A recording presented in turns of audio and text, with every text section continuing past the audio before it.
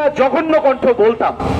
কেন বলতাম? তো আজকে এই যে গণ অভ্যুত্থানপন্থী এবং বিপ্লবীপন্থী পেশাদার সাংবাদিক যারা, তাদেরকে অন্যায়ভাবে অপসারণ করে এই জঘন্য কণ্ঠ নামটার একেবারে প্রকৃত অর্থ এবং তাৎপর্য প্রমাণ দিল এই পত্রিকাটি। তো আমরা এই আশা করিনি যে এখানে রক্তস্নাত 2000-এর অধিক শহীদের রক্তের উপরে দাঁড়িয়ে এত বড় প্রতারণা করবে জনকণ্ঠ কর্তৃপক্ষ। এটা অত্যন্ত দুঃখজনক। এবং আপনারা জানেন, এত বড় গণ অভ্যুত্থান হওয়ার পরেও বাংলাদেশের, আপনারা কি শুনেছেন, কোন গণমাধ্যমের মালিকানা সেই অর্থে পরিবর্তন কিছুটা হয়েছে, কিন্তু আগের যে রেজিমের যে মালিকরা ছিলেন তারাই এখনো বহাল তবিয়াতে আছেন।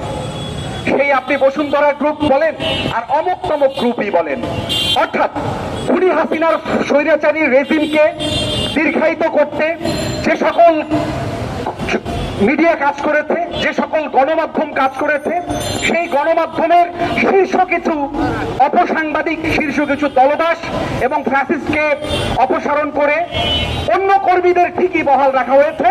আর বাদ দেওয়া হয়েছে যারা পেশাদার সাংবাদিক, জুলাইয়ের গণ অভ্যুত্থানকে ধারণ এবং লালন করেন, বাংলাদেশকে ওন করেন, সেসব দেশপ্রেমী সাংবাদিকদের আমরা ধিক্কার এবং নিন্দা জানাই এবং রাষ্ট্রকে বলবো, রাষ্ট্র দায়িত্বশীল আচরণ করুন।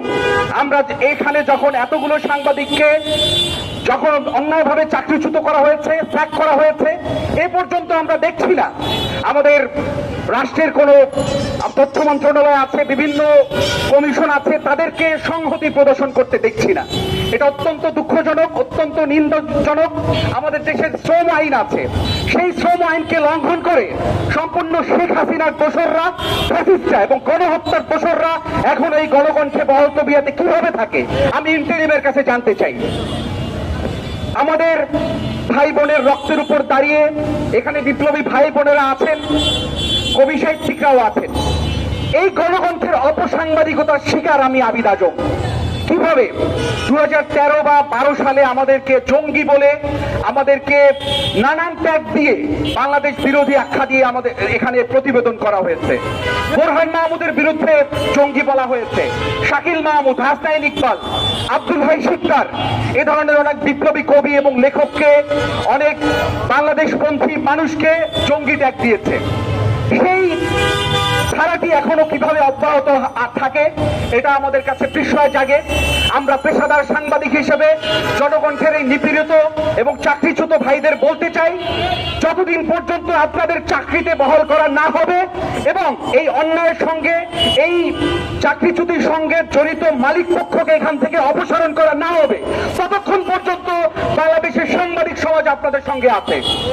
ততক্ষণ পর্যন্ত বাংলাদেশ সাংবাদিক যে বিভিন্ন ফোরাম আছে, তাদেরকেও আমি অনুরোধ করব, Dhaka reporters unity, Bangladesh federal সাংবাদিক ইউনিয়ন, ঢাকা সাংবাদিক ইউনিয়ন থেকে শুরু করে ঢাকা সাব এডিটর কাউন্সিল, এসব সংগঠনের নেতৃবৃন্দকেও আমি অনুরোধ করব তাদের পাশে দাঁড়ানোর।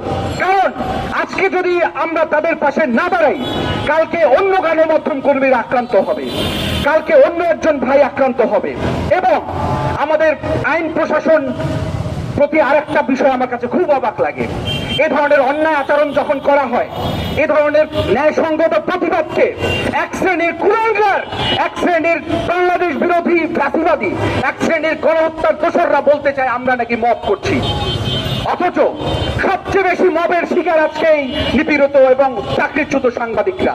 সুতরাং যে দাবিতে এখানে এই সাংবাদিকরা এখানে জড়ো হয়েছেন, আমাদের 24-এর গণ অভ্যুত্থানের অন্যতম বিপ্লবী